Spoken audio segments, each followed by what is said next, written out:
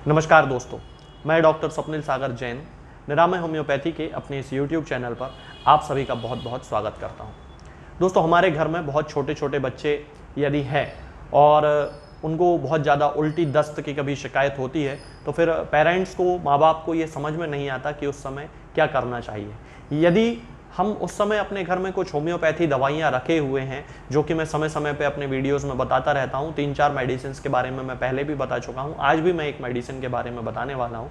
तो यदि हम वो अपने पास रखें तो हम बच्चों को वो दवाएँ देकर अपने छोटे छोटे जो बच्चे होते हैं उनको कोई अन्य जो एलोपैथी दवाएं होती हैं या कुछ अन्य दवाएं होती हैं उनको देने से बचा सकते हैं, क्योंकि होम्योपैथी दवाओं का कोई साइड इफेक्ट नहीं होता और बच्चा भी पूरी तरह ठीक हो जाता है। आज मैं आपसे बात करने वाला हूं मैग कार्ब यानी कि मैग्नीशिया कार्ब के बारे में। होम्योपैथिक मेडिसिनल सिस्टम की बहुत अच्छी मेडिसिन है जो कि बच्चों के दस्त जैसी समस्याओं में, मासिक धर्म से संबंधित समस्याओं में और भी कमजोरी जैसी समस्याओं में ये बहुत अच्छा काम करती है। अपच के केस में बहुत अच्छा काम करती है। तो ये सारे सिम्टम्स आज मैं आपको बताऊंगा कि किस तरह के सिम्टम किस पेशेंट में देखने को मिलते हैं। चलिए दोस्तों, शुरू करते हैं। इस मेडिसिन का उपयोग होता है दोस्तों अपच के केस में। जब भी किसी व्यक्ति को अपच की समस्या होती है, अपच मतलब जब उसका खाना नहीं पच रहा है, एसिडिटी बहुत ज़्यादा हो रही है, गैस बहुत ज़्यादा बन रही है, खट्टी डकारें आ रही हैं, खट्टापन उसकी डकारों में भी है, तब वहाँ पे मैग कार्ब का यूज़ किया जाता है। बहुत अच्छे रिजल्ट देती है मैग कार्ब। और जहाँ जैसा कि मैंने आपको बताया कि जिस व्यक्ति को अपच की शिकायत है, हालांकि अपच के केसेस में होम्योपैथी हमेशा सिम्टम्स पे काम करती है और भी बहुत सी दवाएं हैं, लाइकोपोडियम, चाइना है, कार्बोवेज है, लेकिन मैग कार्ब के केस में व्यक्ति को बहुत ज़्यादा खट्टी डकारें आने की शिकायत होती है और खट्टापन, जैसा कि मैंने अभी बताया कि जैसे उसके दस्तों में खट्टापन है, यहाँ व्यक्ति को अपच के कारण डकार में खट्टापन होगा। तो यहाँ पे मैग कार्ब बहुत अच्छा काम करती है। इसके साथ में वाइटलिटी की भी बहुत अच्छी मेडिसिन है। जिन लोगों में किसी लंबी बीमारी के कारण वाइटलिटी कम हो गई है, जीवन शक्ति का ह्रास हो रहा है, शरीर में कुछ लगता नहीं है, वो लोग भी मैग कार्ब का यूज कर सकते हैं। चूंकि अपच से, इंडाइजेशन से इसका डायरेक्ट संबंध है, तो फिर उस कंडीशन में मैग कार्ब बहुत अच्छा काम करेगी। जिस महिला में मासिक धर्म की बहुत ज़्यादा प्रवृत्ति होती है, बहुत ज़्यादा ब्लीडिंग उसको हो जाती है, और उसके साथ साथ यदि किसी महिला में ऐसा देखा जाए कि जब भी उसका मासिक धर्म आने वाला हो, यानी कि उसका पीरियड आने वाला हो और उसको कुछ दिन पहले से, मतलब लगभग 4-5 दिन पहले से जुकाम होने लगे, मतलब कई महिलाओं को यह अंदाजा हो जाता है कि उनको जुकाम हो रहा है, इसका मतलब उनका मेंसेस, उनका जो मासिक धर्म है वो आने वाला है, तब ये मैग कार्ब का एक बहुत खास सिम्टम होता है। तो अगर आपके घर में कोई महिला ऐसी है और उसको ऐसा लगता है कि जब भी उसका मासिक धर्म आने वाला होता है उसके 4-5 दिन पहले से उसको सर्दी जुकाम होने लगता है, तो फिर उसके ऊपर जो है वो उसकी किसी भी समस्या को ठीक करने के लिए या उसके सर्दी जुकाम को ठीक करने के लिए मैग कार्ब सबसे अच्छी मेडिसिन होगी। इसके अलावा दोस्तों, जैसा कि मैंने आपको बताया था कि ये मासिक धर्म से संबंधित यदि कोई समस्या है, जो कि जैसे जुकाम उसको हो रहा है, उस समय बहुत अच्छा काम करती है। इसके साथ में इन महिलाओं में एक खास सिम्टम देखा जाता है कि जब भी वो महिला लेटती है तभी उसको ब्लीडिंग होती है, यानी कि सोते समय ही उसको ब्लीडिंग होती है, और जैसे ही वो उठ जाती है, खड़ी हो जाती है, उसकी ब्लीडिंग होना बंद हो जाती है। मतलब दिन के समय यदि वो खड़े होकर काम करती है तो उसको ब्लीडिंग नहीं होती है, रात के समय ही उसमें ब्लीडिंग होने का ये लक्षण पाया जाता है। तो ये मैग कार्ब का बहुत स्पेसिफिक सिम्टम होता है। मैं अपने हर वीडियो में हमेशा स्पेसिफिक सिम्टम बताता हूं ताकि व्यक्ति उस सिम्टम के आधार पर मेडिसिन को लेके यूज करना शुरू कर सके। आपने देखा होगा कि जब कोई बहुत छोटा बच्चा होता है, जो दूध पीता हुआ बच्चा होता है, माँ का दूध जो पीता है, उस बच्चे को कभी कभी हरे रंग के दस्त होने लगते हैं, और हरे रंग के दस्तों के साथ साथ वो जो दस्त होता है उसमें सफेद सफेद सा थोड़ा सा झाग निकलता है, चर्बी जैसा कुछ निकलता है, और इसके साथ में उसको दूध की भी उल्टी हो जाती है, अपच होती है, दूध उसको पचता नहीं है उस बच्चे को। आपने देखा होगा बहुत सारे छोटे बच्चे हैं, गोदी में लेके उनको इस तरह से कंधे पे थपकी देते रहते हैं, और दूध पीने के बाद जैसे ही उनको थपकी दी जाती है तो वो मुंह से पूरा दूध निकाल देते हैं, गाढ़ा गाढ़ा कर्ड जैसा दूध वो निकाल देते हैं।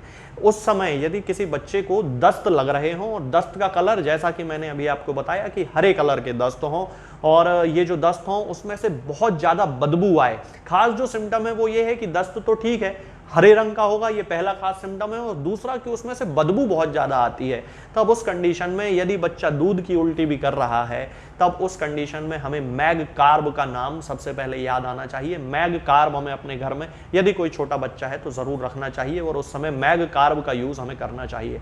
अब ये जो बच्चा होता है, इसकी जो पॉटी होती है, इसका जो दस्त होता है, उसमें से इतनी सीवियर स्मेल आती है, इतनी गंदी बदबू आती है कि उसका पूरा शरीर जो है वो बदबू जैसा हो जाता है, मतलब पूरे शरीर से ही बदबू आने लगती है। आप उस बच्चे को कितना भी नहला लो, जब तक उसको दस्त लग रहे हैं तब तक वो गंदी स्मेल उसके पूरे शरीर से आती रहती है। ये मैग कार्ब का बहुत खास सिम्टम होता है।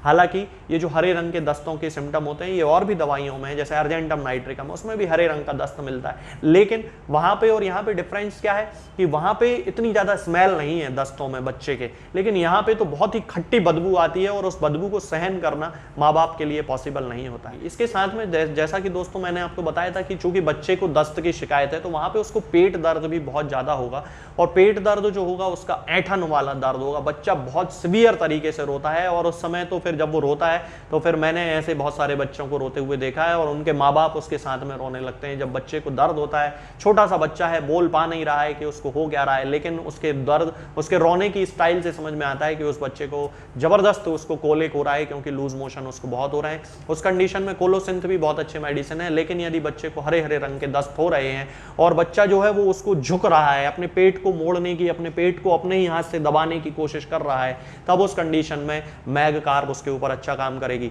लेकिन दोस्तों यहाँ पे डिफरेंशिएशन करना बहुत ज्यादा जरूरी है। कोलोसिंथ में भी ये सिम्टम पाया जाता है कि बैंड करने से, पेट को दबाने से, पेट पे झुकने से दर्द में रिलीफ मिलता है, तो वो केवल एक होम्योपैथिक डॉक्टर उस बच्चे के सिम्टम को देख के ही कर पाएगा। लेकिन आप जनरल मेडिसिन के रूप में तो अपने घर में मैग कार्ब को रख ही सकते हैं। ये बच्चे की गैस को भी रिलीज कराने में बहुत ज़्यादा हेल्प करेगा। कई बार बच्चों को गैस से संबंधित समस्याएं हो जाती हैं, गैस फंस जाती है, तब भी मैग कार्ब जो है उस पर बहुत अच्छा काम करती है। इसके अलावा एक और खास चीज़ मैग कार्ब के पेशेंट में देखी जाती है कि जब भी हम उस पेशेंट से हिस्ट्री लेते हैं, मैं अपनी क्लिनिकल प्रैक्टिस में मैग कार्ब के बहुत सारे पेशेंट्स को मैंने देखा है, और मैंने जब जब उनकी हिस्ट्री ली है तब इस सिम्टम को हमेशा सही पाया है। और ये सिम्टम है कि उसके माता पिता में टीबी की हिस्ट्री होती है, यानी कि ट्यूबरकुलोसिस या क्षय रोग जिसे कहा जाता है, तो क्षय रोग की हिस्ट्री होती है। और माता पिता दोनों में भी हो सकती है, किसी एक में भी हो सकती है, लेकिन हिस्ट्री जरूर पाई जाती है। जब भी उस पेशेंट से बात करते हैं तो लगता है, तो वो बताता है कि हाँ सर ऐसा हुआ था कि हमारे माता पिता में ट्यूबरकुलोसिस के यानी कि टीबी के लक्षण जो थे वो थे। तो ये जो पेशेंट होता है ये भी ट्यूबरकुलोसिस के लिए उतना ही प्रॉन होता है, यानी कि उस पेशेंट में भी कभी ना कभी किसी ना किसी हिस्से में जीवन के उसको ट्यूबरकुलोसिस होने की शिकायत हो सकती है। तो ये जो मैग कार्ब है उस कंडीशन में उसकी बहुत हेल्प कर सकती है। और हायर पोटेंसीज में यदि इसको दे दिया जाए, यानी कि 10M, LM, CM में इस तरह से यदि इसको दिया जाए, तो फिर उसमें जो टीबी आने की जो संभावनाएं होती हैं वो बहुत हद तक कम हो जाती हैं। अब इसके साथ में इसके शरीर में शुष्की बहुत ज्यादा पाई जाती है, सूखापन पाया जाता है, और ये सूखापन उसकी हर चीज में झलकेगा। उसका जो व्यवहार होगा वो भी सूखा होगा, उसका जो मल होगा वो भी सूखा होगा, आंखों में सूखापन रहेगा, वो पूरे टाइम आंखों को ऐसे ऐसे खुजाता रहेगा, बोलेगा खुजली चल रही है, खुजली चल रही है। यानी कि उसको अंदर चूंकि ड्राइनेस है, उसकी पूरी बॉडी में ही ड्राइनेस है, स्किन में ड्राइनेस है, खुजाने पे उसका सफेद सफेद पड़ जाएगा। ये ड्राइनेस का जो सिम्टम होता है, शुष्की का जो सिम्टम होता है, ये मैग कार्ब में पाया जाता है। तो दोस्तों ये जो सारे सिम्टम्स होते हैं ये मैग कार्ब के होते हैं। ये पूरे स्पेसिफिक सिम्टम है जो मैंने आपको बताए हैं। आप इन लक्षणों के आधार पे मैग कार्ब का यूज कर सकते हैं। अब इसको लेने का तरीका क्या है? मैं जनरली प्रेफर करता हूं 30 पोटेंसी में लेना। तो मैग कार्ब को 30 पोटेंसी में लेके आए और इसकी 2 बूंद सुबह 2 बूंद शाम को कंटिन्यू 1 महीने तक पेशेंट्स को दें। धीरे धीरे उसमें इंप्रूवमेंट होगा, एकदम से नहीं होगा। होम्योपैथी मेडिसिन में ये बिल्कुल ना सोचें कि कोई लंबी पुरानी क्रॉनिक बीमारी जो है वो बिल्कुल डॉक्टर साहब 15 दिन हो गए कुछ नहीं हुआ, ऐसा नहीं होता है। धीरे धीरे इंप्रूवमेंट होगा, लेकिन होना शुरू हो जाएगा। डॉक्टर से संपर्क जरूर करें, बिना डॉक्टर की सलाह के कोई भी मेडिसिन किसी भी पेशेंट को ना दिया करें। लेकिन जो जनरल मेडिसिन है उसको 2-3 दिन देके तो केवल देख सकते हैं। तो आज के इस वीडियो में दोस्तों फिलहाल इतना ही। मैग कार्ब आपको 30 पोटेंसी में लेना है ये मैं बता चुका हूं। किसी भी होम्योपैथिक मेडिकल स्टोर पे आपको ये दवा बड़ी आसानी से मिल जाएगी। दोस्तों मैग कार्ब या जिसे मैग्नीशिया कार्ब भी कहा जाता है, हमें इसकी 30 पोटेंसी का उपयोग करना है। 2-2 बूंद दिन में 3 बार हम सीधे जीभ पे रख के पी सकते हैं। यदि किसी व्यक्ति को जीभ पे रख के पीने में कोई समस्या होती है तो हम 1 चम्मच पानी में मिलाकर इसकी 2 बूंद सुबह, 2 बूंद दोपहर में और 2 बूंद शाम को उस व्यक्ति को दे सकते हैं। हमेशा ये याद रखना चाहिए कि होम्योपैथी दवाएं खाते समय हमने कुछ खाया पिया ना हो, यानी कि होम्योपैथी दवा हम उस समय खाएं जबकि हमने कुछ खाया ना हो, या फिर यदि हम कुछ खा चुके हैं जैसे खाना खा लिया है तो खाना खाने के 2 से 2.5 घंटे बाद हम होम्योपैथी दवा खा सकते हैं। इससे अच्छा है कि खाना खाने के लगभग आधे घंटे पहले हम होम्योपैथी दवा का सेवन कर लें। इससे ये दवा बहुत अच्छा काम करती है। ये जो दवा है ये आपको किसी भी होम्योपैथिक फार्मेसी पर बड़ी आसानी से मिल जाएगी या आप इसे ऑनलाइन भी मंगा सकते हैं। आगे के वीडियोस में मैं बात करूंगा कुछ नई बीमारियों के बारे में और उनकी होम्योपैथिक दवाओं के बारे में। तब तक के लिए जय हिंद, जय भारत।